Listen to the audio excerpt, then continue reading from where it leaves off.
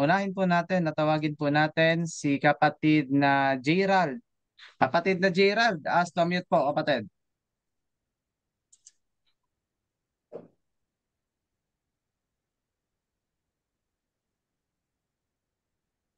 Bro Gerald? Hello po, magandang gabi po sa lahat. Yes po bro, magandang gabi din po. Ano po Hello? yung katanungan natin? At kung maaari po, pabuksan po yung camera. Kung maaari lang naman po. Po, nasaan po ba ako?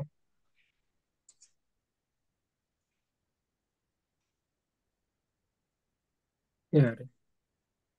Hello? Hello bro, ano po yung katanungan natin kapatid? Go ahead po. Hello po, naririnig po ba ako? Opo, naririnig po kayo.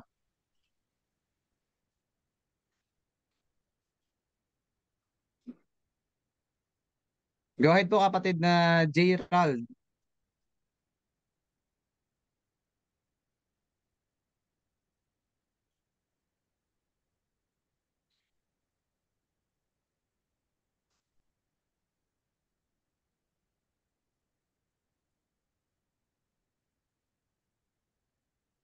Nawala yata siya.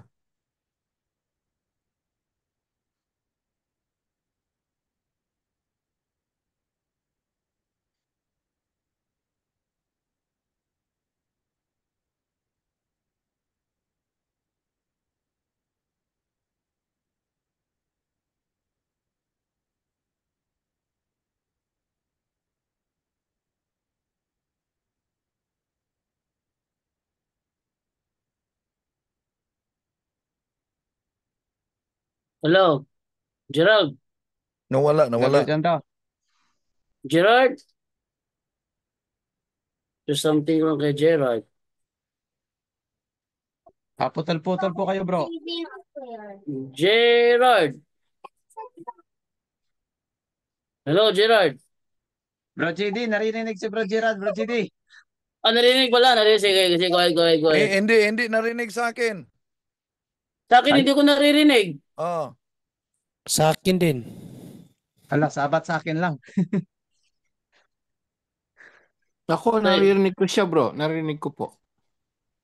Kami, wala kami marinig. Ba't Wala ganun? kaming marinig dito. Ewan ko, ako narinig ko siya. Anong Tsaka nangyari si ulit dyan, Do? Bro Aljan, naririnig mo? Opo, naririnig ko po si Oh, Bro ako rin. Gerald. Kaso salita kang Paputol ulit lang Bro konti. Gerald. Ilan po? Yan po, okay na po. Ayan, Maayos. marinig na. Oh, yan, Yan, narinig narinig na. na. Ayan. Ano Sige, po, go baka ahead may po, Bro maputol. Gerald. Pakiulit po yung tanong nyo po. Ganito po. Meron akong pinsan. Ngayon, hindi naman totally ano talaga. Devoted talaga as Catholic po. And then, nung nag-aaral po siya sa college, meron po yung parang nakakatulong sa kanya, yung sekta po ng Jehovah Witnesses. Ngayon parang naglabo ang kanyang paniniwala bilang isang Katoliko. Kaya nangyari yun, parang sama-sama lang siya, parang nakikiayon lang. Pero hindi na siya ano talaga, yung kumbaga buhay sa pagiging Katoliko. And then, ito po may trabaho na siya. So, gusto ko rin sana mag-open up, kaya lang parang napansin ko kasi siyempre engineer ka, kumbaga mataas na yung pinag-aaralan niya, parang mahirap na siyang i-reach ba. Kasi one time kasi parang na ano ko rin siya, parang hindi naman siya nakinig. And then ngayon po, nag-convert na siya sa Muslim. And then, ang nangyari kasi parang nangyari kasi parang nag-convert na siya sa Muslim tapos gusto niya pa manghikayat ng mga kamag-anak namin, yung mga pinsan namin. Tapos, na ganito, na Holy Week, bawal daw mag ano daw, maligo. Yung ano lang naman nun, kaya bawal maligo kasi nga, kumbaga, simple pagkamatay ni Jesus bilang respeto ba, kumbaga alalahanin o pagdinay po yung nangyari sa kanya. Kaya yun na, marami siya mga question. Kaya ano po yung pinakamagandang time? Kasi tsaka, parang mahirap na siyang i-approach ng, especially po sa paniniwala lang, katulad yan sa pagiging Katoliko, na parang ang nangyari kasi naging bias siya kasi nga Muslim lang yung pinakinggan niya, hindi niya pinakinggan yung Katoliko. Kaya yun parang sa bahay po nila medyo nagkakaanohan. na ito ganyan, na naging Muslim na siya, maganda raw Muslim kasi daw. Yun nga, tuto na siya magdasal. Samantala sa Katoliko, hindi naman siya Muslim nagdadasal, bihira lang magsimba. Ngayon parang ginasabi niya na naging Muslim na siya, parang yun na yung totoo. Samantalang nung sa Katoliko siya, hindi niya naman ginawa yung part niya na bilang isang Katoliko, hindi siya nagsaliksik kung ano ba yung talaga yung totoong aral po ng simbahan. So yun po yung question ko po. Ano po yung Okay, thank you. magandang approach po doon? Okay, thank you so much po kapatid na Gerald at mukhang mas maganda po yung pasagot natin niya kay Brother Windel. Kung maaari lang po, Bro Windel. Okay. Una, ah, ang magandang approach kaugnay diyan, dapat alam natin ang ating paniniwalang Katoliko. Dahil kung haharap tayo sa mga na-convert sa kulto na Jehovah's Witness, kulto yan. Lalo ng Islam. Dahil tatag ni Muhammad at si Allah ay Diyos na buwan. No? So, ang magandang gawin natin, una, dapat alam talaga natin ang background sa naturang grupo nilipatan niya. Alam din natin ang ating doktrina dahil harap-harapan na talakayan, kung di mo papaghandaan, delikado talaga, no? Na ikaw ang madali kung wala kang background sa pananampalataya. Naalala ko yung isang first counselor sa Malay Bukidnon, no? Sa Bukidnon 'yon, na dating barangay captain. Siya ay Katoliko noon, lumipat sa iglesia, pagkatapos lumipat sa Islam. Oh. And then, in-invite ako na magbigay ng talk doon. Ang daming mga tanong talaga.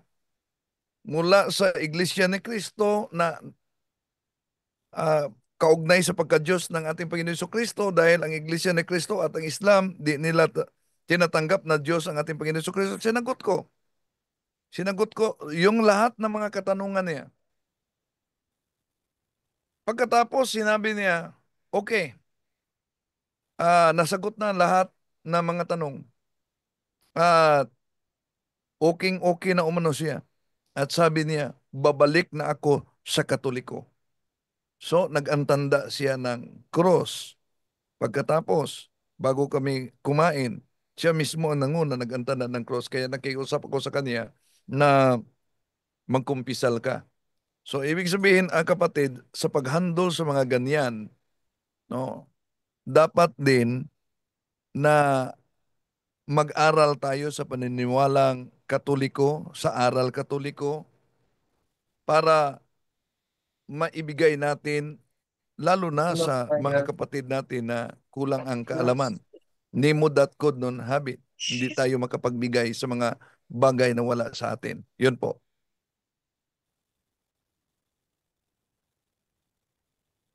Balik sa inyo, bro. Ayun, thank you so much, Bro Windel. Bro Sige JD. po, salamat Bro Wendell po. Bro JD ka muna, bro. Gawin ko may pinapagawa mo, bro. Sige. Inahanap ko pa rito. Hinahanap ko pa, bro. Saglit. Ano ba nakalagay doon? Send mo yung screenshot, bro. Sige, send ko na lang sa'yo. Bro, pa-co-host yata daw si Brother Romer. Host na. Good evening sa iyo, Brother Romer.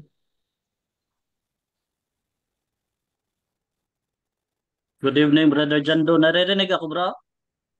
Yes, bro. Go ahead.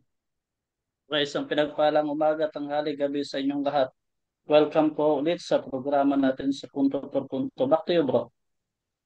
Okay, thank you sa iyo, Brother Romer. At meron akong bago naman ilalantad naman ngayon na isa na namang scammer Oh, mga kuan, manood kayo ha. Tingnan niyo ha.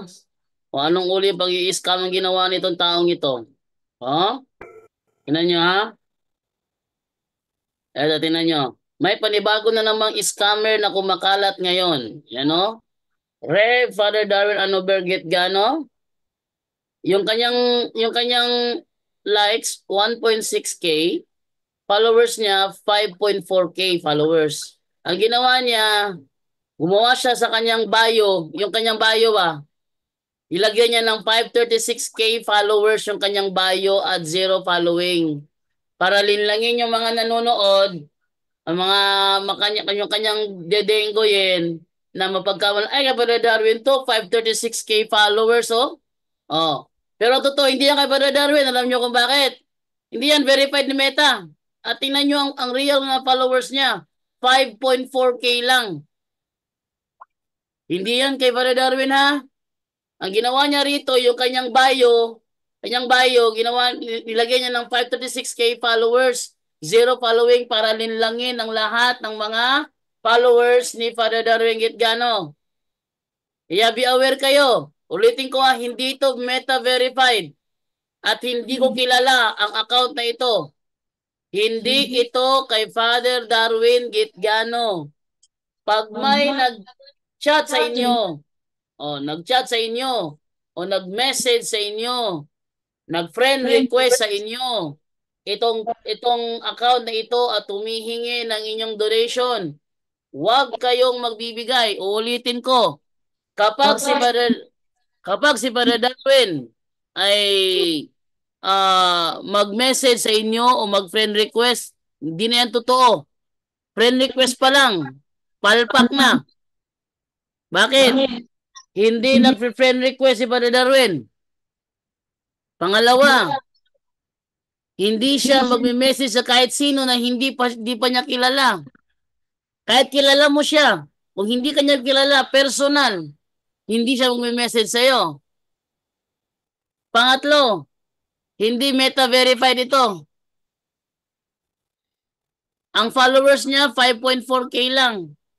Ang bio niya, nilagyan niya yung bio niya 536K followers. So hindi ito kay Father Darwin. Ulitin ko hindi ito kay Father Darwin. Huwag kayong maniwala sa account na ito. Hindi ito kay Father Darwin. Okay. Ating ibalik kay Brother Aljan. Para sa tanungan po siya, Brother Aljan.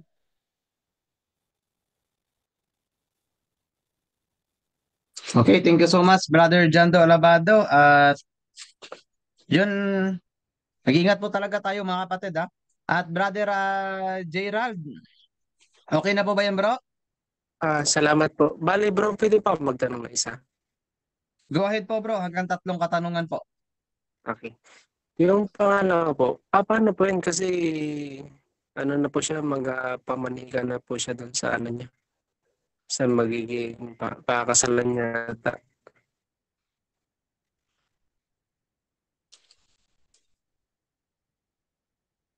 Hindi ka nakikita naririnig bro.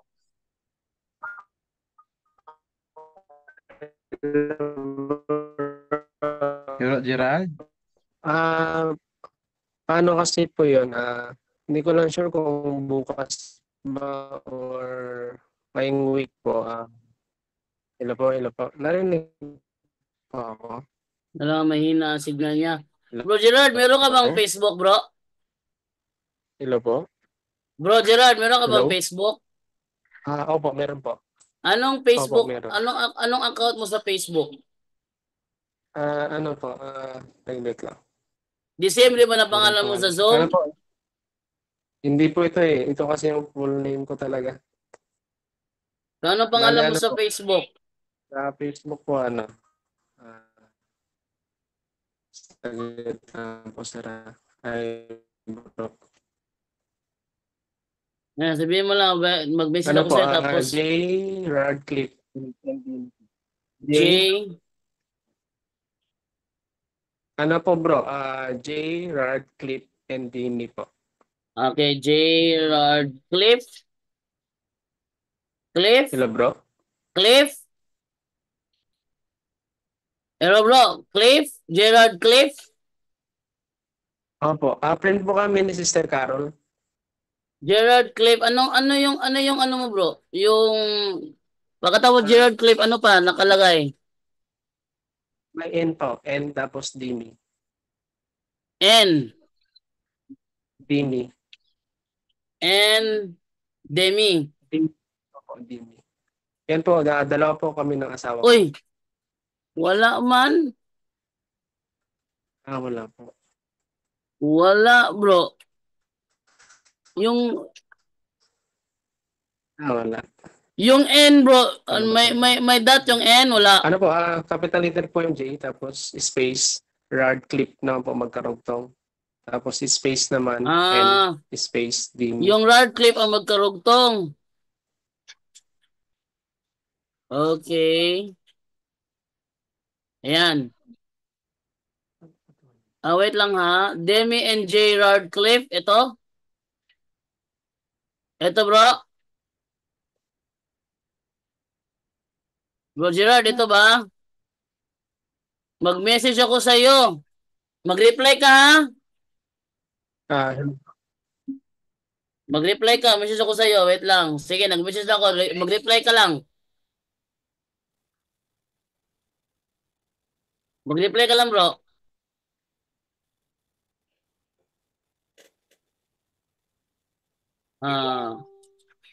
Reply lang, reply lang. Pag nag-reply na siya, tatawagan ko na to. Nandiyan ba si Gerard? Wait lang ha. J.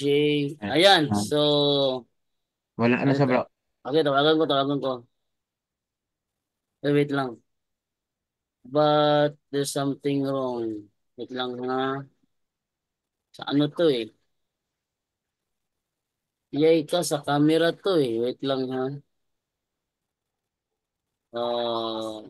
Paano ba to? Ako pa naman yung nagla-live ngayon. Wait lang. Ako pa naman yung nagla-live ngayon. Yung pa nag-block ito. Sige, tawagan ko na lang call.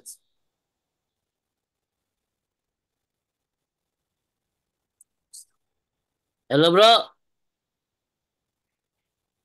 Bro, ikaw yan. Ano nangyari sa boses mo? Opo. Ayan, okay. Sige, go ahead bro. Okay na po ba? Sige. Go ahead.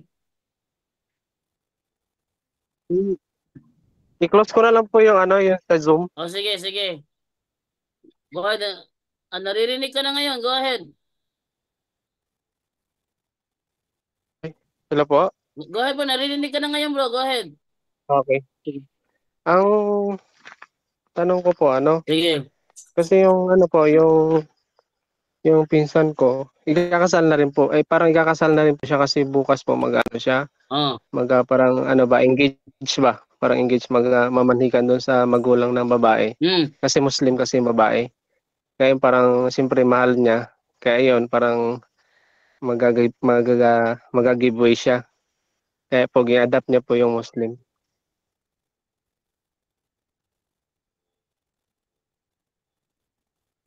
Sige, go. Wait lang ha. Mali pala. Okay, wait lang ha. Wait lang muna bro ha. Diyan ka lang. Huwag kang alis dyan. Siguro default speaker to USB. Go. Sige bro, kaya bro. Ulitan lang bro.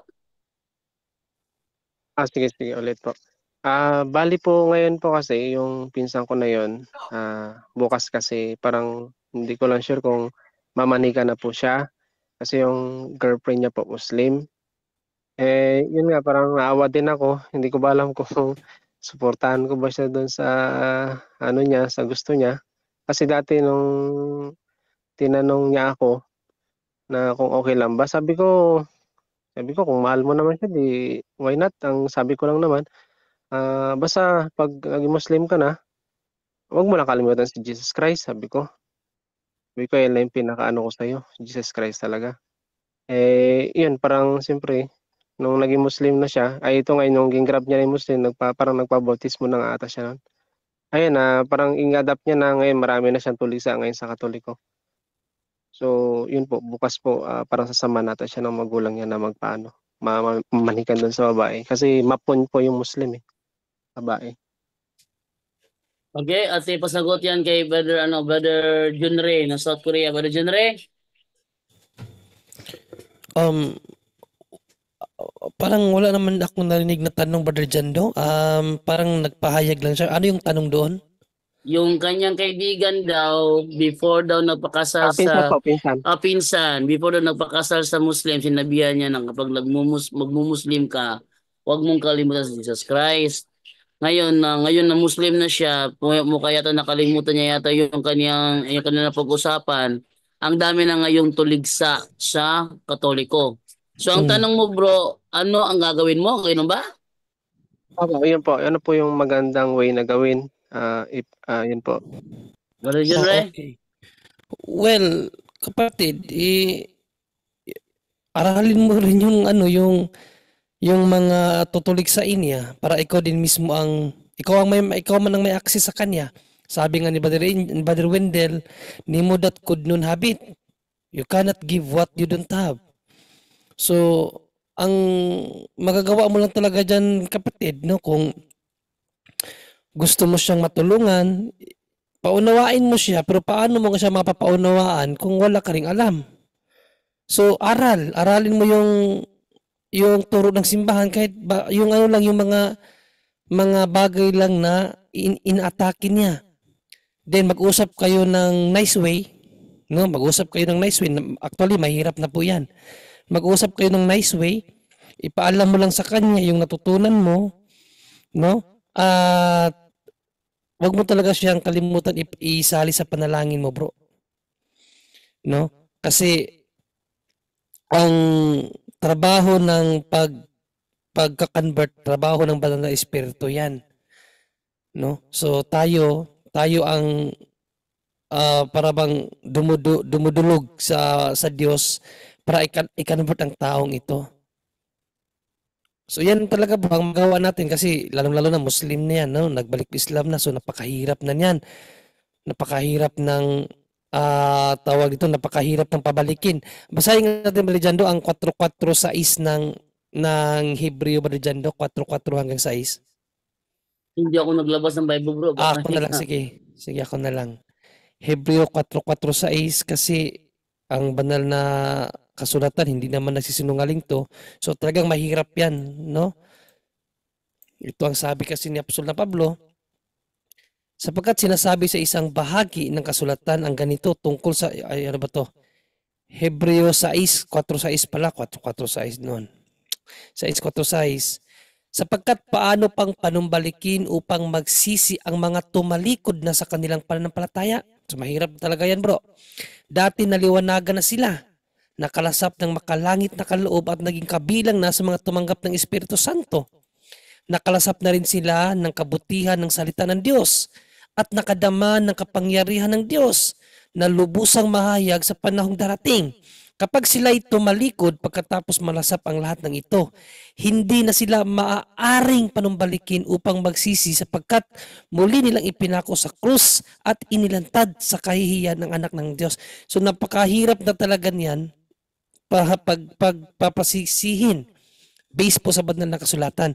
Kaya nga dumudulog tayo sa Diyos na sa habag at awa niya yung mga malapit sa atin o kahit na lahat ng tao na walang pananampalataya at yung mga tumalikod, hipuin nawa ng Diyos, nawa ng Diyos ang kanilang mga puso para manumbalik ang kanilang pananampalataya sa Diyos at sa simbahan ng Diyos. Yun talagang pwede natin magawa dyan, bro. Ngayon, pagdating sa mga diskusyonan, yun lang talaga ang rin ko sa iyo, may advice ko sa iyo, aralin mo rin yung aral natin. Sabi ni Brother Wendell, nemo that could non habit. You cannot give what you don't have. Yun lang, Brother Jando. Bro, hello bro. Hello po bro. Yun, salamat po Bro John Ray and Bro Jando. So yun lang po muna sa ngayon po. God Maraming bless, po bro. salamat. God bless po and magandang gabi po. Okay, back to you, Brother Aljan. Okay, Brother Jando. Dako na agad tayo sa susunod na magtanong. Kay kapatid na Roel sa Banal, no? Suking-suki. Kapatid na Roel sa Banal, hasta mute po. Hello bro, mapagpalang gabi sa lahat. Lahat na Yes, sumusubaybay, punto por punto. yes po Bro, bro. Ano yung katanong natin dalawang bro? tanong na bro. Unang tanong bro, yung yung bata ko, dadalhin ko sa aking kapatid ba? Tapos yung bata niya is mayroon ng makausap ba nga kuan, pag na-infested ba ilang balay ba? Nanay makita iyang bata nya akong bata usay akong dalon dito sa ilang balay ulay makabantay ba dili ra ba maharas akong bata na bro. Okay. Brother Romer. Bro Romer? Anong magandang Okay. prayer bro So, para ganyan bro. Kayong open yung third eye ng ano mo, yung pupuntahan. yung anak sa aking kapatid ba? Oh, kasi bro, ganito yan. Sabi ni Padre Cabading, meron tinatawag tayo na accident na pagka-open ng third eye. Yung accidentally na pagka-open yung third eye, yung communication, meron kang communication palagi doon sa mga tao na open din ang third eye. By accident, yung sinasabi doon. Kasi meron man ding yung ano, yung sinadya mo na ma-open, meron ding accidentally. Kasi ang ano pala, ang for example, yung ano yan, familial spirits, yung the spirit of divination yan sa third eye. Kasi yung familial spirits, ibig sabihin yan, yung ano nasa bloodline, yung ano, yung minamana yung sa third eye. So, magpinsan lang kayo. Hindi natin alam ba? Hindi natin alam na sa kakalaro nila, mga ganyan, mo open din yung third eye ng anak mo. Merong ganyan na nangyayari din na sitwasyon. So, mas maigi po bro na before kayo pumunta, lagyan mo ng exorcism oil yung noo ng anak mo. Para protected din kayo tapos mag-prayer of protection. Kasi ang spirit of divination kasi, for example no, na-close yung spirit of divination. Ang mga demonyo, yung for example mangkukulam or yung mangtatawas, so napunta kayo, magsasabi talaga yan na open yung third eye mo dati, no? Kasi ang mga demonyo pala, yung spirit of divination, kahit na gumaling ka na, alam nila na open yung third eye mo kasi merong anong tawag yan? Balat ba yan, bro? Ano yan? What sa Bisaya? Yung ano, yung peklat. Malalaman nila yan, may peklat. Pagka sinabi mo na oo, yan, i-open nila yan ulit. Kaya nga, kapag yung mga ano, yung mga tao na prone talaga, for example, kayo, wala kayong prayer of protection, nasa kasalanan yung nanay at tatay, kung hindi naman kasal, delikado po yun sa mga anak. Kasi maapektuhan yung mga anak. Nakasal ba kayo, bro? Hindi yung kapatid ko po ba yung kapatid Ha? ko po Kapatid, kasal hindi. sila Yung anak mo sabi mo na pupunta kayo doon? kay ulay makabantay sa akong anak ba kay duty ko kaya akong Kaya ihatod. nga, pero kayo, kasal kayo Yes sa bro, yes bro. simbahan. Okay. So, ganun bro, na delikado din yung mga open yung third eye, na pinapalapit mo yung mga anak mo na hindi open yung third eye. Kasi meron yung tinatawag to yung accidentally na ma-open by accident. Yun ang sabi ni Padre Cabading. Kailangan bro, na yung ano, yung anak ng kapatid, pinsan mo, kapatid mo, dapat din na ma-process. Kasi hindi natin alam sa kakalaro nila. Kasi yung demonyo kasi kung saan yung weak yung bata, doon sila. Prone talaga yung mga bata sa mga ganyan. So delikadong delikado yan. Prone yung bata. So kailangan po bro muna, mag-prayer of protection, isil mo yung anak mo. Isil or yung mag-deliverance kayo, walang problema yan. I-deliverance mo, may sealing of protection kayo, yung signing of, yung i-consecrate mo yung senses ng anak mo, walang problema yan bro. Mas importante yon. Kasi tapos padalhan mo, lagyan mo ng exorcism oil yung bulsa ng anak mo para protected din siya. Kasi delikado yung spirit of divination. Kasi sila kapag weak yung bata or weak din kayo sa pananampalataya, binubuksan nila yan. Kaya nga, yung sabi ni Padre Cabading na mag-ingat tayo kahit na doon sa mga tao na nag-aano, yung for example, na nag-aano ka, yung meron kayong mga kasambahay na open ang third eye, posible din yung bahay ninyo magiging infested. Bakit? Kasi yung kasambahay na open yung third eye, yung spirito ng divination na nasa kanya, magtatawag yan ng mga demonyo na pupunta doon sa bahay mo. Kasi nandun nga yung kasambahay, for example, na open ang third eye.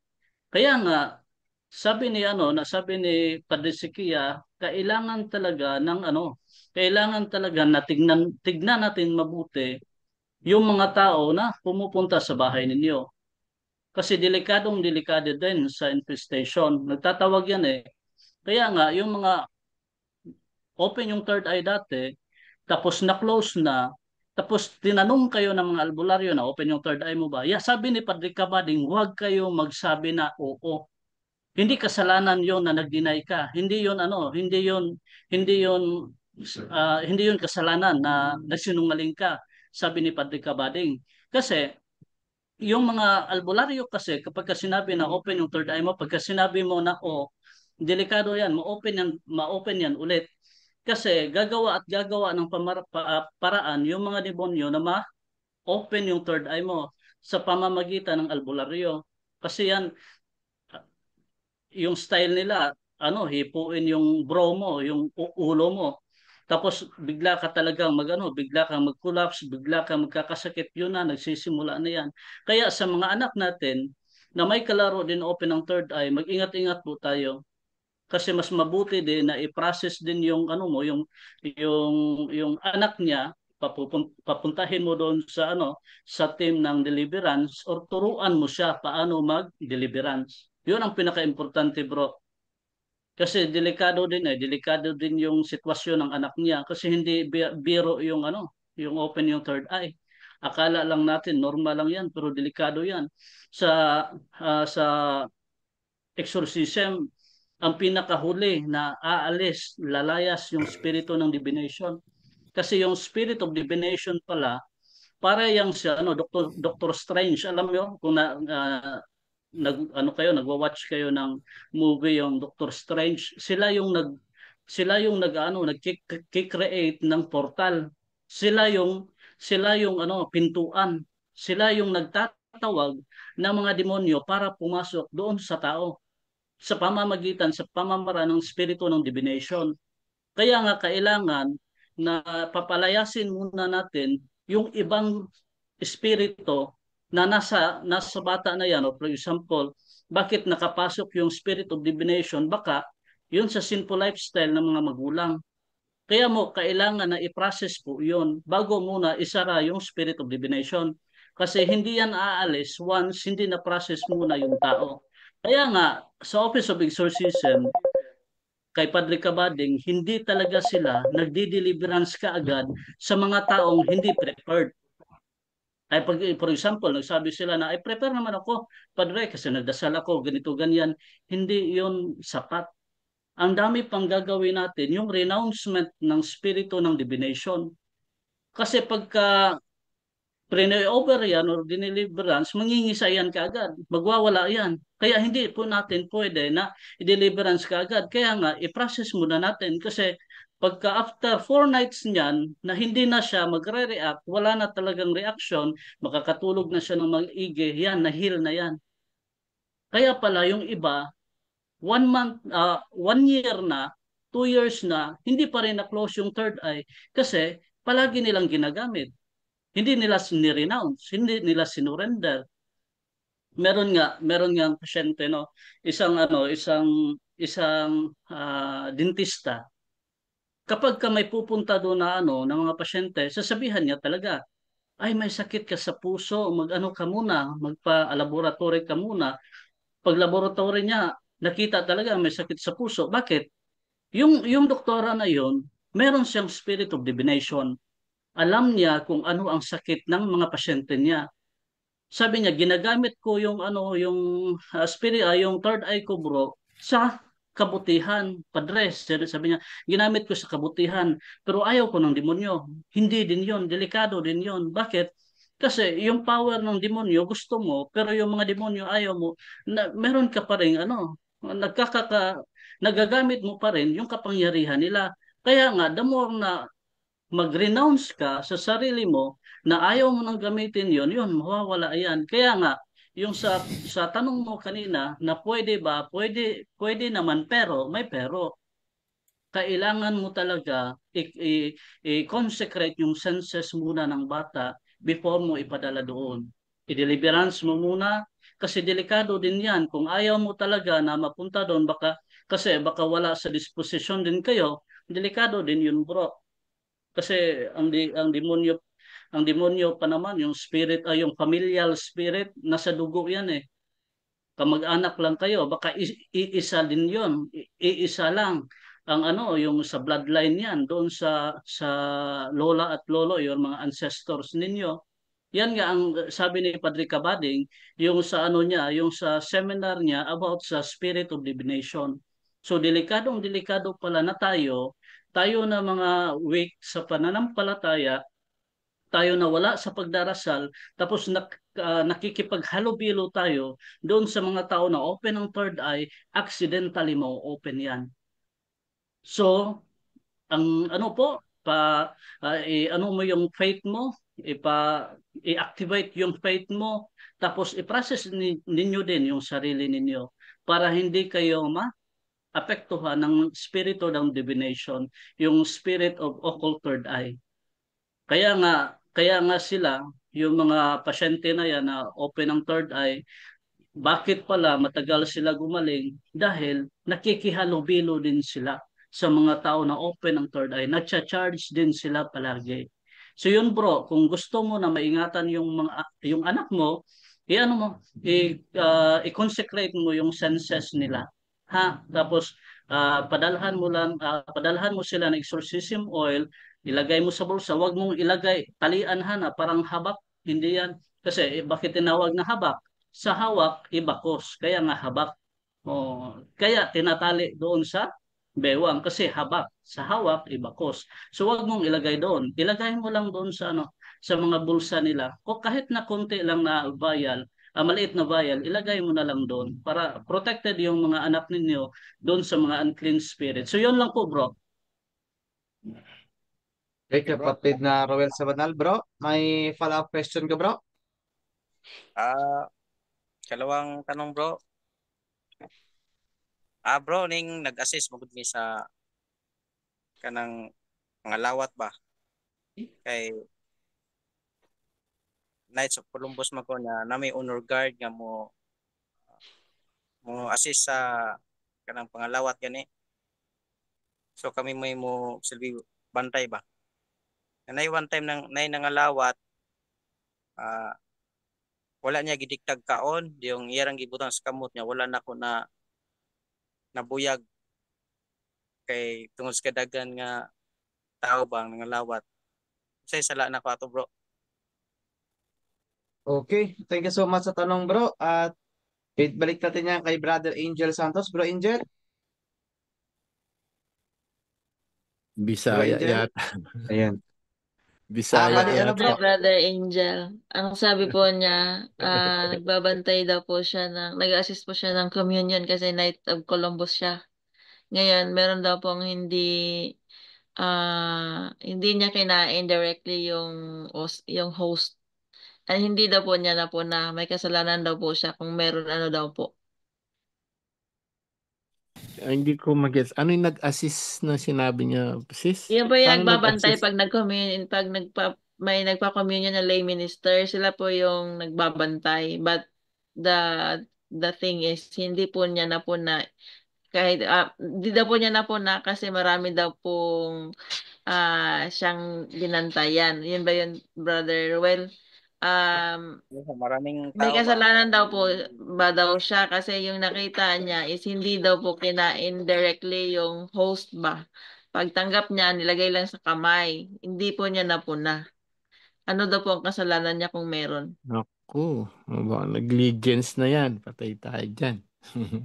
Pero siyempre, no fault on your own kasi hindi mo nga alam pero may konting negligence doon kasi yun nga yung pinababantay sa inyo, no? Sa mga lay minister, ay sa mga Knight of Columbus. Pati yung mga, ngayon may usheret na rin sa simbahan, tagabantay, na sinisiguruhin ay susubo. So, may konting negligence doon kasi alam mo, ginagamit kasi yan, blasphemy yun kasi nagagamit nila nga, di ba? Minsan inuuwi nila yan, minsan pinapakain sa manok, o yung iba naman, mga satanista, inaano yan. So, ang daming ano kaya, ang daming pangyayaring ganyan, kaya totoong delikado rin yung sa kamay. Ang dami kaya ang ganyan na ano. So, medyo may paano nalaman na hindi niya sinubo at hindi mo na ano kung wala hindi mo naman alam sabi mo hindi mo naman Nakita daw nakita po so niya pero hindi daw po niya nasabihan. nasita Opo. Oo, nasita bro.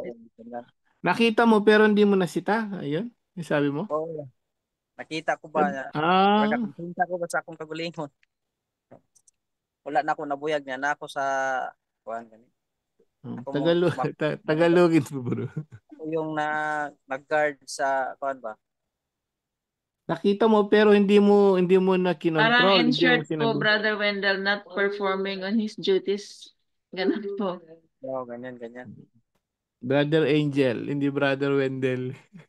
Anong kasalanan ko, bro? Bro, anong kasalanan ko, bro?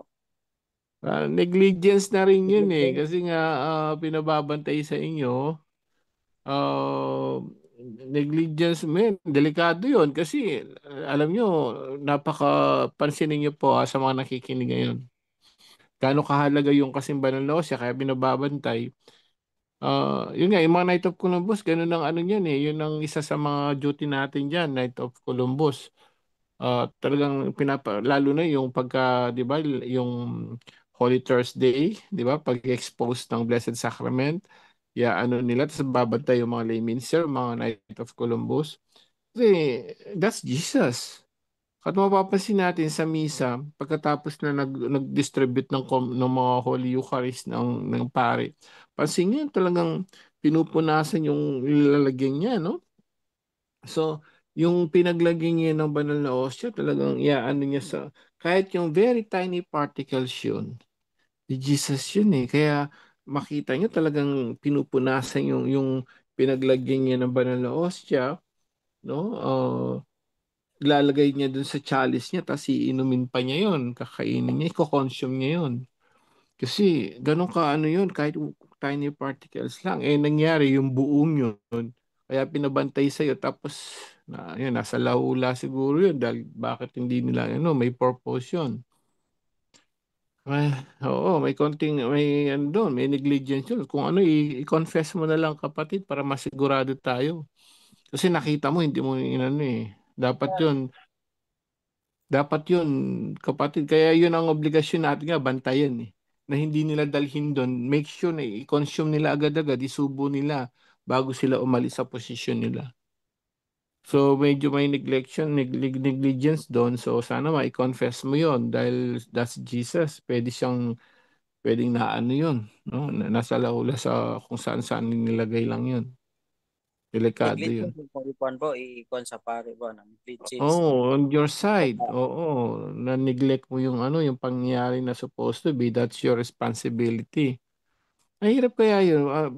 Kaya nga bawal din yung banal na ostyo. Limbawa, ilalagay mo lang sa bahay mo para dapat diretso sa tabernacle sa simbahan yun. Bawal lagay sa bahay yun. Kasi sa bahay, pwede maano ng pusa yan, pwede maano ng mga bata. Bawal yan. That's Holy Eucharist. That's Jesus, bro. So, mo na lang, mas maganda, isama natin sa confession para sigurado po tayo. brother. Yun po kapatid. Okay, bro. Maraming salamat, bro. God bless. Pupunto. Ayun. Thank you so much, Brother Angel at kapatid na Ronel Sabanal sa inyo pong katanungan at tingnan natin kung may nakaraisan sa loob ng Zoom. Ayan. I-mute na kita bro and then baba ko na rin yung kamay mo no, para hindi ako malito.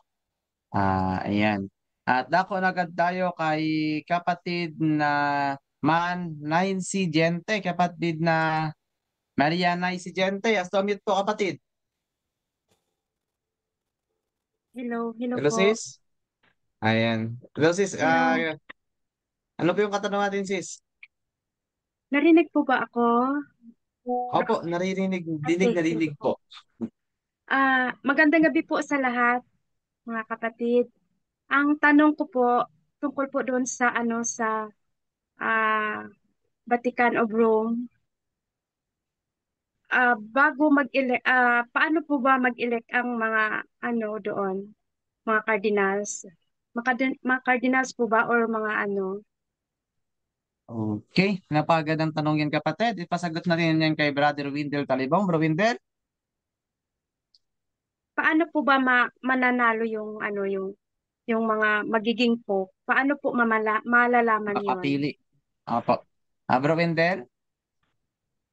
Nandito pa ba si Bro Windel? Check natin ha. Check muna natin kapatid kung nandito si Bro Windel. Windel. Uy, wala na si Bro Windel. Talibong. Wala na si Bro Wendell. Bro, Yesumar, John Ray. Yes, bro.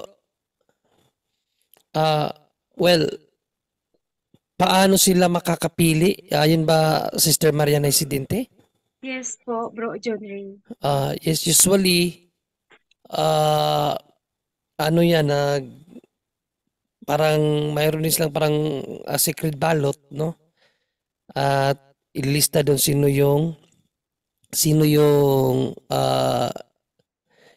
inonominate ng isang kardinal. Tapos ipapasa yan doon sa then siyempre titingnan yung sinong maraming boto. Kung may napili na, I think susunogin yata yun. And then uusok yan doon sa labas. Kapag puti ang usok, ibig sabihin may napili ng mga kardinalis kapatid. Kapag black naman wala pa. So magbubutuhan uli. Pero pag white na, ibig sabihin may napili na ang simbahan at ang banal na Espiritu Santo. Kasi katuwang nila ang Espiritu Santo sa pagpili diyan, Sister Mariana Isidente.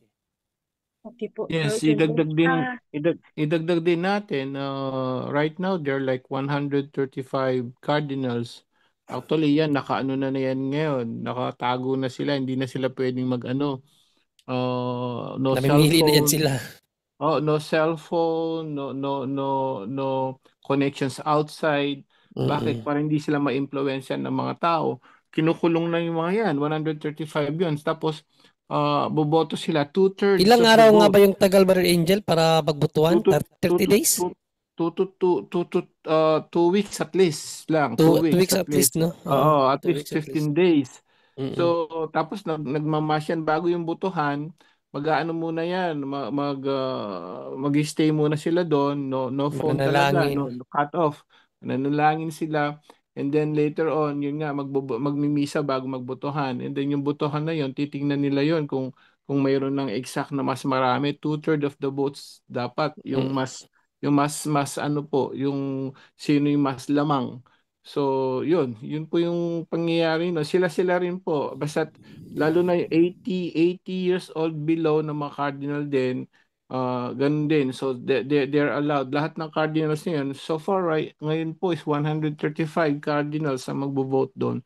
So, kung sino yung majority, yun po yung mananalo kapatid. Siya yung magiging natin.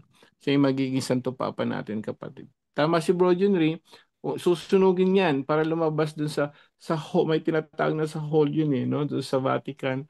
Nalalabas ang usok nun. Pag itim, wala pa. Pag yun na. Pag puti na, that means mayroon ng 2/3 of the votes na nanalo kapatid. Okay, salamat isang ano na lang, isang tanong na lang, Brother Angel. Go ahead po. Halimbawa, kapag wala pang napili na magiging isang Santo Papa, mananatili po ba yung batas ni San Francisco, ni Pope Francis? Yung yung encyclical letter? Yes po. Yes, kahit pa meron ng Santo Papa.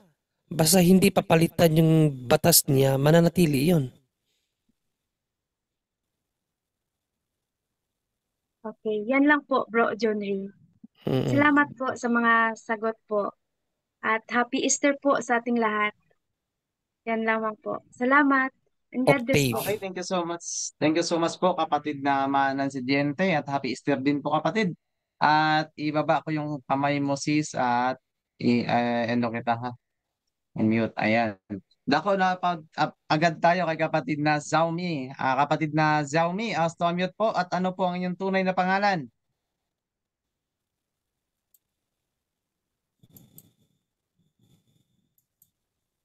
Hello kapatid.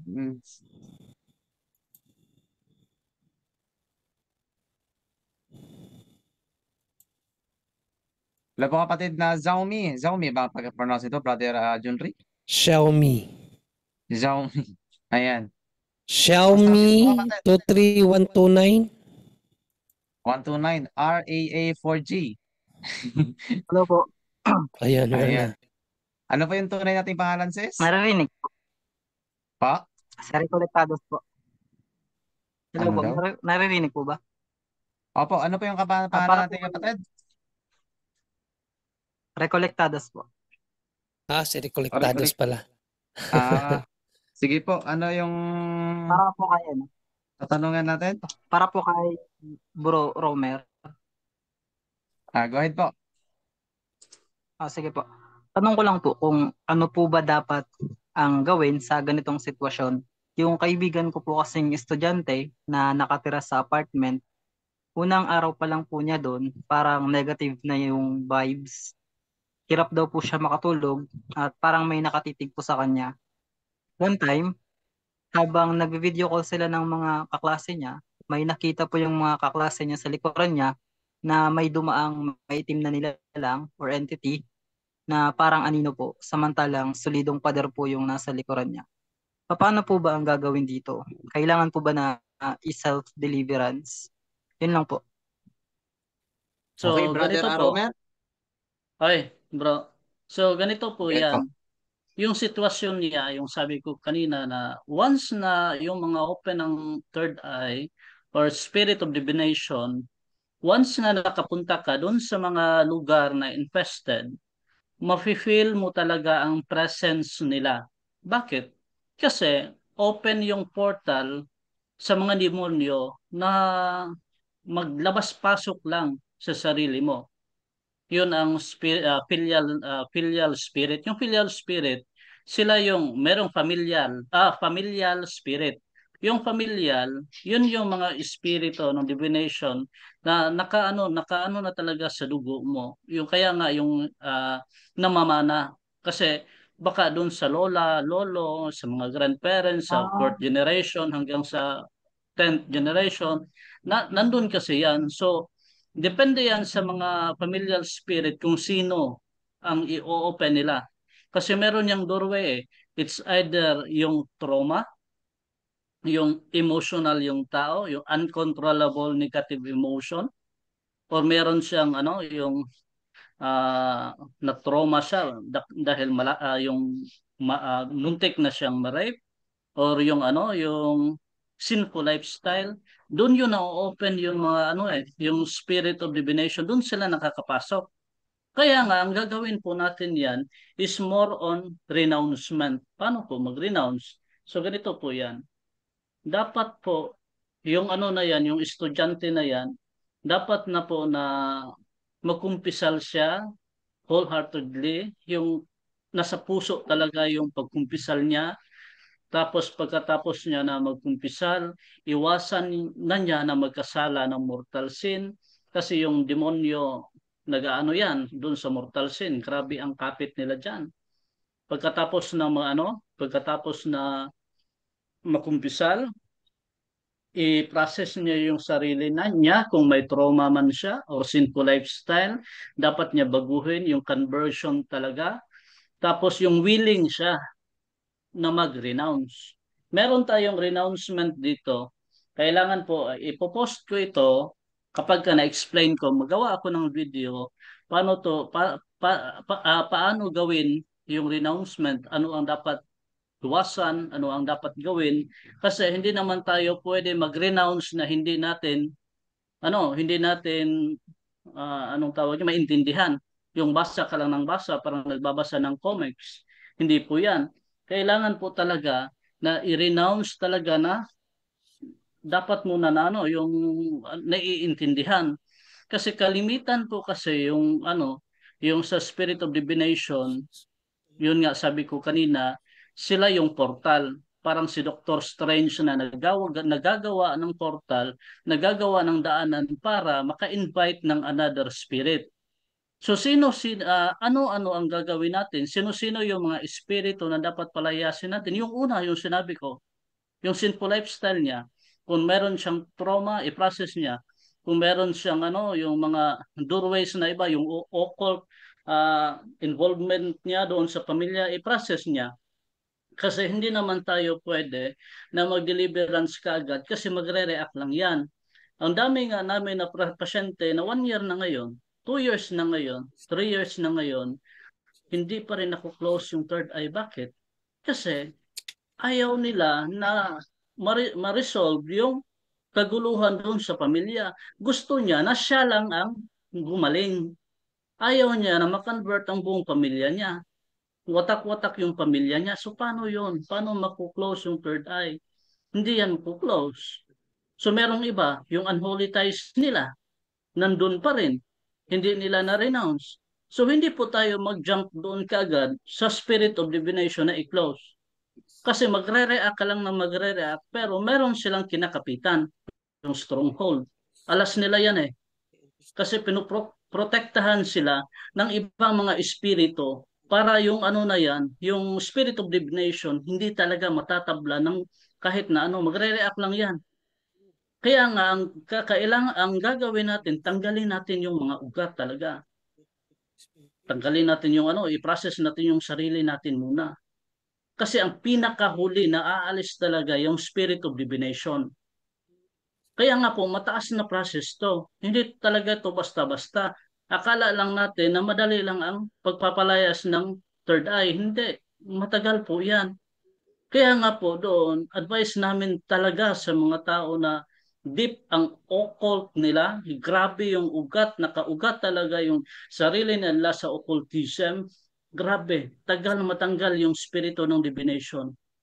Kailangan talaga i-process yung sarili mo. Meron ngang iba, meron kaming mga pasyente na close ng third eye. Tapos nilapitan ng mamamarang. Sinabihan ng mamamarang, open yung third eye mo noon, di ba? Anong sinabi na close ang third eye? Opo, open noon, pero ngayon hindi na. Anong ginawa ng mamamarang? Hinawakan yung bro niya. Yung bro dito sa agtang man yan sa yung sa Bisaya, sa English bro, yung sa noo. Hinawakan lang yung noo. Anong nangyari sa kanya? Para siyang nilagnat. Nangisay na siya ng nangisay.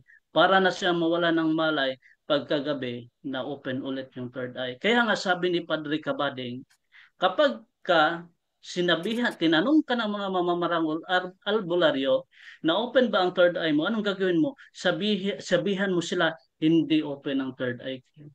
Anong sabi ni Padre Cabading? Hindi ka nagkakasala ng kasinungalingan.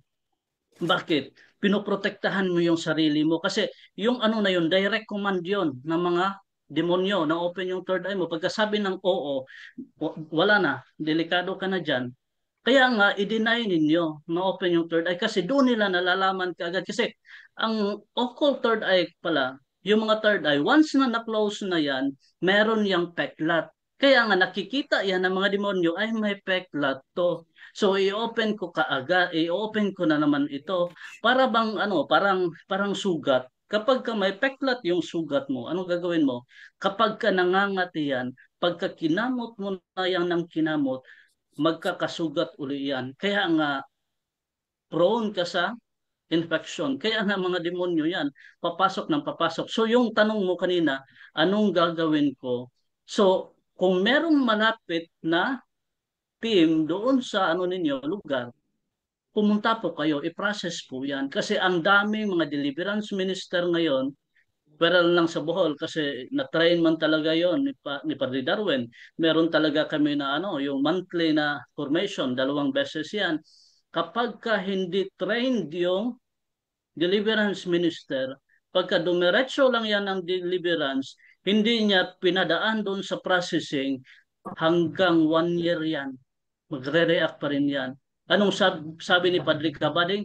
Nung nalaman na nila kung anong gagawin, alam ninyo, 4 days, 4 nights lang, nahihil na yung pasyente. Bakit? Meron silang processing. Paano gagawin? So, gagawa ako ng video, i-ano natin yan, isa-isahin natin yan, paano isara. Kasi kapag isara natin yan diretso, magre-react lang. Pwera lang, depende lang. Doon sa mga tao na yung third eye nila, hindi nag-ugat doon sa occultism. Meron kasing third eye na madali lang na matanggal. Kapag yung tao na yon is more prayerful yung tao na yon. Kapag nag-ugat talaga siya doon sa faith niya, anong mangyayari doon sa mga hindi nakaugat? Mas lalong magre-react yan. Tatakutin yan ng demonyo ng tatakutin. Yung iba nga, nadidisgrasya eh. Tumatakbo sila doon sa hagdanan kasi for example nandun sila sa building, madidisgrasya yan, kakamatay pa yan. Kaya nga delikado po nga magdiretso tayo, no? Kasi ayaw natin na mag-react lang na mag-react. Ang daming mga deliverance minister nakilala ko sa Mindanao, gusto nilang pare-akin lang yung tao, hindi man tayo albularyo. Yan ang gusto ng albularyo, pare-akin yung mga pasyente. Pagkatapos niyan, pagka nawala ng pagkabalik, pare-akin naman ulit. Hindi yan ang turo ng simbahan. I-process natin yung mga tao ang open ng third eye kasi kapag na-process na yan, tingnan mo, pagka-deliverance niyan, konti lang reaction yan. Pagkatapos niyan, apat na anong tawag niyan, gabi, hindi na yan. Kapag hindi na makakatulog na yan ng maayos yan, totally healed na yan. Kaya nga po, kapag sa mga ganon, i-process yan kung merong team dyan. Dapat po talaga sa team talaga na, talaga, yung sa Maynila, yung sila Padre Cabading, sila Padre Sikia, experience nila yan sa tagal ng panahon. Paano nila i-process yung pasyente? Kailangan po talaga ng processing. So, kung wala talaga na team dyan sa inyo, depende din yan sa level ng third eye ng isang estudyante or sa isang pasyente. Kapag yung yung level ng third eye is more on gust lang na makikita yung usok na parang tao, yung nafe-feel niya, mga ganyan, yung parang nangingilabot lang siya, kapag ganoon, pwede, lalagyan natin ng asin yung corner ng bahay nila or kwarto. Tapos magkuha siya ng exorcism oil, i-cross niya yun sa brow niya, doon sa noon niya, doon sa senses niya, sa mata, sa tainga, sa lalamunan, sa kamay at saka sa paa. Consecrate niya yung yung sarili, yung senses niya doon sa Diyos, pwede yan. Pati doon sa kwarto niya, lagyan lang ng asin yung corner para yung mga unclean spirits sa alis. Pero kapag yung third eye mo nasa level na ng pangatlong level, anong ibig sabihin sa pangatlo na level? Kapag nakikita mo na yung mga muka nila, naririnig mo na yung boses nila, huwag mo nang patagalin pa. Pumunta ka na doon sa malapit na exorcist at team sa deliverance. Bakit? Walking possessed na po talaga yan. Delikado na yan. Kasi once na naririnig, halos makausap mo na yan, delikado ka na dyan. Kasi yan ang pinaka-higher talaga na level ng occult third eye. Kapag nakikita mo lang yung, for example, yung second level, nakikita mo sila, pero walang mga muka. Peripheral lang. Nandito lang sa side yan. Makikita mo lang yan na tatakbo, biglang mawawala. Nasa gilid-gilid lang yan eh. Hindi yan paharap. Kapag yun ang mga first, yung naririnig nila yung iyak, mga ganyan, pero hindi nila nakikita, na-smell nila yung usok, na-smell nila yung kandila, mga bulaklak na nasa mga patay. Kapag nandun, hindi pa yan masyadong malala. Pero pagka nakita mo na yung buong muka nila, naririnig mo na sila, halos pwede na kayo mag-conversation, delikado na yan. Pero kapag ka second level yan, nasa gilid-gilid lang yan, makikita mo sila, pero walang mga muka lang yan. Pero magre-react ka talaga niyan. Hindi lang ibig sabihin na second level pa naman to. Hindi. Magre-react ka talaga niyan. Anong mga sign ng mga open ng third eye? Masakit palagi yung bro niyan kapag ka nagdarasal ng rosaryo, pupapasok ng simbahan. Ano pa? Nananakit yung nape or yung neck, yung nape dito, yung sa Bisaya pa, tangkugo. Akala mo high blood ka. Experience na namin yan, mga open third eye. Akala mo high blood. Pero wala pala, hindi pala. Ano ba? Palaging naduduwal. Masakit yung tiyan. Palagi ang hyperacidity. Akala mo palaging nagpapa-check up pero wala pa rin. Ano pa? Ang daming ang daming mga parang anong tawag niyan? Yung mga parang langgam doon sa katawan, parang nagagapangan. May gumagapang palagi doon sa balat na animoy parang mga kuto ng manok na nandun. Yan ang mga sign ng open ng third eye. Kaya nga po, sa mga ganyan, delikado po kasi ang spirito ng divination, portal yan sa mga demonyo, openings yan sa impyerno na bakit makakapasok labas yung mga demonyo na yan. Namamana, accidentally na open at saka inopen mo na gusto mo. Ginusto mo na i-open. Yan ang nangyayari. Kaya nga po sa mga ganyan, tandaan nyo yung sinabi ko kanina, kailangan talaga magdala kayo ng exorcism oil, salt, at saka water sa bulsa ninyo para maprotektahan kayo doon sa mga spirito ng divination. Kasi nagtatawag yan ng ibang espiritu na papasok doon sa buhay mo. Kalimitan ng mga open ang third eye, mainitin ang ulo. Hindi mo talaga tatanungin mo lang ng isang beses, dalawang beses, galit na yan. Ganun yan, madali yang mainit yung ulo. Grabe yung hatred din yan. Kaya nga po delikado. Kaya nga unahin po natin yung pag-process sa sarili before tayo magdasal ng yung deliverance prayer. Bakit? May nag-chat sa akin ngayon Bro, umaga, tanghali, gabi, nagde-deliverance ako. Bakit haras na haras ako? Sabi ko sa kanya, kasi hindi mo pre-process yung sarili mo. Hindi yan gamot na palagi mong tinitake, mawawala na yung spirito ng divination. Hindi. More on renouncement po tayo ngayon. Yun ang pinaka-importante. Kasi palagi lang siyang nagdi-deliverance, pinapa-react lang yung demonyo sa sarili niya. So walang nangyayari po doon na pag-alis ng demonyo kasi mayroong stronghold, mayroon siyang anxiety na hindi niya mapigilan. Kapag ka mayroong sakit, harassment na kaagad to, parang nakikinig siya sa mga harassment kung saan galing, saan ganito. Nagamit mo yung spirito ng divination, yung occult third eye, nagamit mo. So ayaw nilang umalis sa buhay mo kasi nagamit mo na Kaya nga, the more na tinitempt mo yung sarili mo, na open pa bang third eye ko, so pupunta ako ng mga infested na lugar, ay napipil ko pa sila. Hindi na yan aalis yung mga spirito ng divination, yung occult third eye. Hindi yan aalis. Bakit? Nagabit mo naman sila ulit. Kaya nga, the more na tinitempt ka ng spirito ng divination, kung nandyan pa yan, mag-pray ka kaagad ng rosary.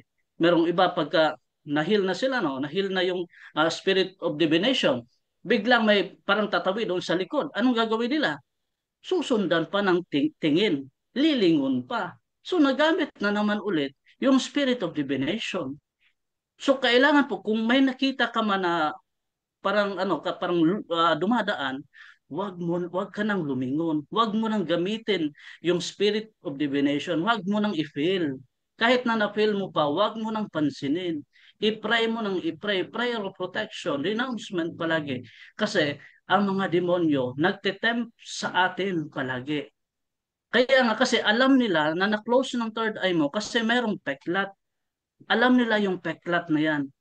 Gusto nila napakatihin yung peklat na yan para kamutin mo ng kamutin hanggang sa magkasugat ulit, magdurugo ulit, ang daming infection, mga demonyo na nakapasok ulit.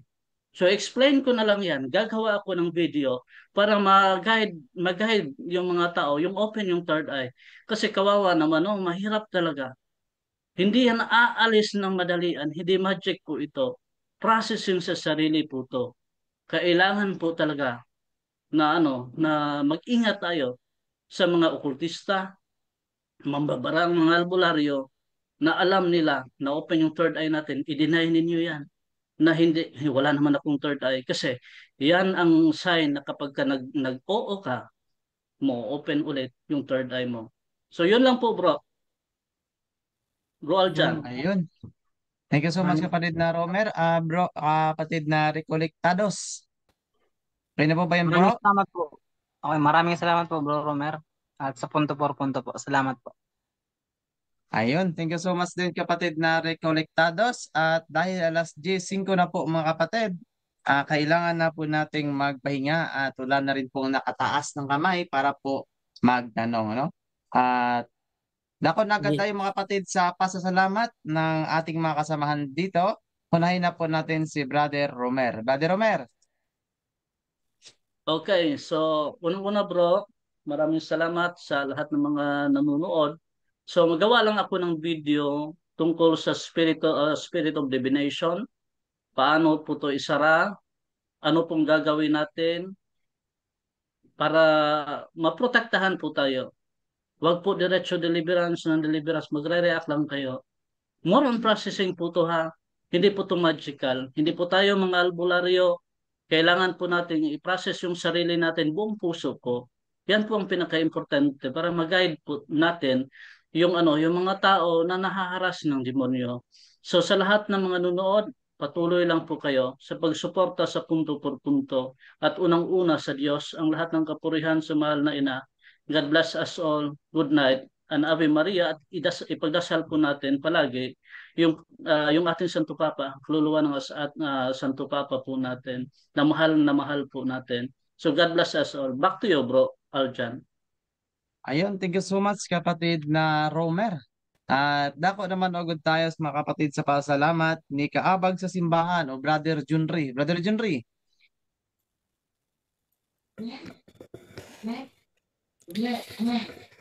Yes, again, good evening po ulit ng lahat mga kapatid. Welcome po sa, welcome, inaantok na kasi ako. So, natapos na naman ang atin pong gabi ng programa, no? So, natawag dyan yung pasasalamat at papuri sa ating Panginoong Diyos. Ano yan? Ay, ito bro, si Brother John Reed. Wala na? Sino ka dyan do? Go ahead bro, nag-off ako ng mic ko kasi naririnig yung boses ni Bro Jando sa mic ko dito. Ngayon, nakaka-distract. Yan, papurit pasasalamat sa Diyos mga kapatid sa dami ng mga nalaman natin na sagot sa gabing ito. Sana makatulong po sa inyong lahat. At tawag dito yung sa presentation ni Brother Wendell. Maganda rin ang presentation ni Brother Wendell. Kaya patuloy po sana tayo sa pag-aaral natin sa salita ng Diyos at sa katuruan ng simbahan. See you tomorrow po. God bless all. Back to you, Brother Jando. Ayan, thank you so much Brother Junri. At dako na magand tayo sa huling pasasalamat. Kitang-kita talaga yung ko. Wala na akong buhok. Dako na agad tayo sa pasalamat na naman at huling mensahe ni Brother Angel Santos. Brother Angel, go ahead bro. Amen. Praise the Lord po, no? Muli, maraming salamat. Unang-una sa Diyos Sa kanya lahat ng kalwalhati at kapurihan magpakailanman. No? Thank you, Father God. Thank you, Jesus. Thank you, Holy Spirit. Thank you na po kay Mama Mary. So, mayroon nagtanong dito, si Ira yata. Baka yung tanong yata, yung ano, no? Sa mga Jubilee Door. So, local church, no? So, yung mga local church po, tandaan po natin, minsan isa lang yan. Ngayon, kung maraming Jubilee Door, ilan ba dapat puntahan natin to obtain plenary indulgence? So, sister, kung nagtatanong ka kung ilan, one is sufficient enough. Isa lang po talaga ang pwede yung puntahan. Yung isang Jubilee Door, isa lang okay na po yun. Pero just make sure, hindi lang po yung basihan para magkaroon tayo ng plenary indulgence. Nandiyan pa rin yung proper contrition, no, sa confession natin, no? Repentance. Kasama yon dapat hanggat maaari, no? Hindi lang mortal sin, hanggat maaari, yung venial sin talaga. Which is it's really hard, pero let's try. Talagang plenary indulgence nandun eh. Yung pagpapakabanal talaga. No? So, remember yung kay St. Vincent Ferrer, yung kwento niya na 33,000 namatay, dalawa lang dalawa lang napunta sa langit, tatlo lang ang nasa purgatorio. 33,000, imagine ko yun. Diyos ko, ganun pala katindi, no? Ganun kahirap makapasok sa langit. So, ibig sabihin, yun yung plenary indulgence natin, diretso tayo sa langit. Pero, hindi rin sapat yun eh. Kung kahit sabihin mo ilang holy door yan, lima pa yan, kahit 100 sa milyon pa lang, kung nandun yung walang repentance, walang pagbabago, wala rin eh. So, dapat natin yung proper contrition hanggat maaari. Yung siguraduhin natin kahit yung venial sin, which is really hard, pero let's try. Kahit yung venial sin, sacrifice, charity works, no? Tapos yung Holy Communion and yung Pope intention, yung prayer, alam naman po natin yun. Lagi natin dasalin yun. Ako dinadasalin ko ito yung umaga. For the intentions of Pope Francis, ngayon yung bago na, no? So, ano yun, yung idasalin mo yung profession of faith mo, yung I believe in God, tapos Our Father, Hail Mary, Holy Merit, Glory be, hanggat maaari. So, yun. Magkaroon tayo ng digest. Hindi siya ganun kadali. Kasi yung ini-aim natin dito, objective natin, buhay na walang hanggan eh. Yun nga ang gold medal eh. Ang hirap nga kunin eh. Yung pa kayang ikumpara mo yung langit, di ba? Mas matindi langit kaysa gold eh. Di ba? So yung gold kasi may iwan yan. Pero yung langit kakaiba. Napakahirap kaya ang kunin ng gold medal sa Olympic. Yung pa kaya ang langit. No? Isipin natin yung tapos sasabihin natin ng iba, happy birthday in heaven. Parang napakadaling pumunta na sa heaven, di ba? Lahat na lang nasa heaven na. Hindi walang idea yung mga tao. So yun po, isa lang, one is sufficient enough no to visit the Jubilee Door and make sure yung ano pa rin natin no examine ourselves. Kung tama, karapat dapat tayo dumiretso talaga sa langit na ma-obtain natin yung plenary indulgence. One door is sufficient. So, pabaan po ng ating ebanghelyo kanina, napakaganda, no? Kay Pope Francis, si Mary Magdalena, sila po'y consistent, no? Consistent yung pagsunod nila nung tinawag sila ni Lord. Dire-diretso yun hanggang sa kamatayan. Pinahayag nila na walang doubt, walang duda, walang stopping over, walang ano. Consistent yun. Pinamahagi nila ang pagmamahal ng Diyos sa sanlibutan. So sana ganun din po tayo. Dire-diretso na to. No? Till kingdom come na to. Para yun, magkaroon tayo ng plenary indulgence sa kabilang buhay. Amen. Yun lang po. Naway marami tayong natutunan ngayong gabi nito. To God be the glory. Salamat po. Back to you, bro Aljan. And good night, everyone. Ayan, thank you so much, Brother Angel. At good night din sa iyo, kapatid. At ayun. Salamat sa Diyos po, mga kapatid. Papurit kadakilaan kailanman. Sa Diyos pa rin po, kapatid, dahil natapos po ang ating programa ng napaganda at meron naman pong natutunan ang bawat isa po sa atin, mga kapatid. At namiiyak si Divine na hindi makapag-ano si Brother Jando. Yun lang mga kapatid, sa indaha po ni Father Darwin Gitgiano at ng buong Punto por Punto team, kami po ay nagpapasalamat sa inyong walang sawang pagsuporta at konting kaalaman po, kapatid. Kung kayo po ay naghahanap ng santo na inyong hihingan ng tulong kung kayo po ay nahihirapan sa pagpatawad ng mga taong nagkakasala po sa atin. Hingin po natin ang tulong ni Saint Maria Gorete mga kapatid dahil isa po siya sa Saint for forgiveness mga kapatid. At ugaliin po natin magbasa araw-araw ng mga storya ng santo dahil yun po ay kung tayo po ay weak mga kapatid, yun po ay nakakapag-recharge po tayo sa paraan ng pagbasa ng kanilang storya dahil nakaka-inspire po talaga no, ang storya ng bawat santa. Yan ang kapatid. Again po, ito yung abang lingkod, Brother Arjan Bagatan o Mr. 721 Catholic, ang inyong lingkod at kapanalig. At titingnan natin muna kung dyan ako si Brother Janto. Okay na ba? Bro Janto? Hey bro, Ah, ikaw na po, bro. Good night, mga kapatid. okay, so closing prayer na po tayo dahil hindi ako makapag-on ng camera niya. Ito, si Tibay, naingay si Tibay, no? Sige, closing prayer tayo. Lagi. Maingay na si Tibay, naglangi.